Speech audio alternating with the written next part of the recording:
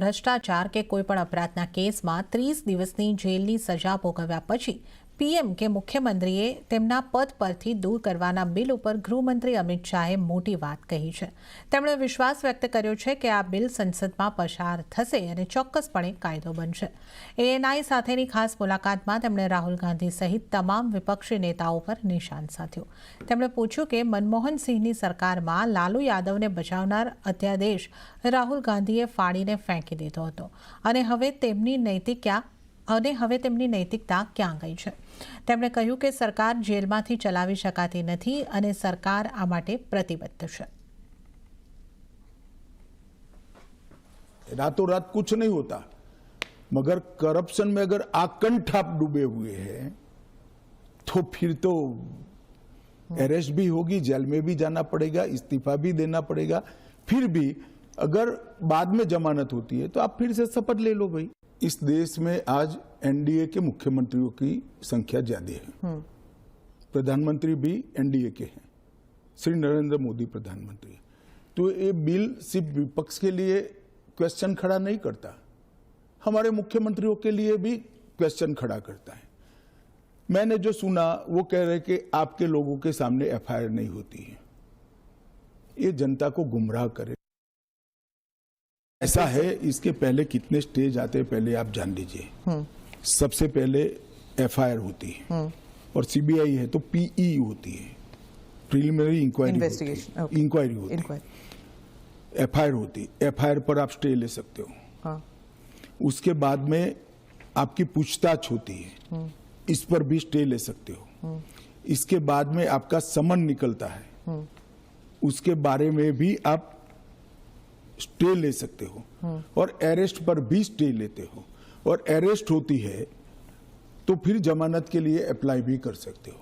ये 5 स्टेज आते हैं. रातों रात कुछ नहीं होता, मगर करप्शन में अगर आकंठ आप डूबे हुए हैं तो फिर तो अरेस्ट भी होगी, जेल में भी जाना पड़ेगा, इस्तीफा भी देना पड़ेगा. फिर भी अगर बाद में जमानत होती है तो आप फिर से शपथ ले लो भाई. ગૃહમંત્રી અમિત શાહે આ મુલાકાતમાં ફરી કહ્યું કે જ્યારે તેમના પર આરોપો મૂકવામાં આવ્યા હતા ત્યારે તેમણે પોતાના પદ પરથી રાજીનામું આપ્યું હતું અને જ્યાં સુધી તેઓ સંપૂર્ણપણે નિર્દોષ ન થયા ત્યાં સુધી તેમણે કોઈપણ બંધારણીય પદ સ્વીકાર્યું ન હતું. जैसे ही सीबीआई ने मुझे समन किया था, मैंने दूसरे ही दिन इस्तीफा दिया था और केस चला और केस में जजमेंट भी आया कि ये पॉलिटिकल वेंडेटे का केस था और मैं पूर्णतया निर्दोष हूं. पर वो तो बाद में आया था. एक सेकंड सुनिए ना. हाँ. एक सेकंड. वो जजमेंट बाद में आया. बेल मेरी पहले हो गई थी. बेल मेरी पहले हो गई थी और वो जजमेंट ऐसा आया कि कंप्लीटली पॉलिटिकल वेंडेटा के केस है. कहीं पर दूर दूर तक मेरा इस केस में इन्वॉल्वमेंट नहीं है और मुझे शंका के आधार पर बरी नहीं किया गया था. मेरे सामने के केस को खारिज किया गया था और मुझे बेल मिल गया था 96वें दिन पर. फिर भी मैंने फिर से शपथ लेकर गृह मंत्री नहीं बना था.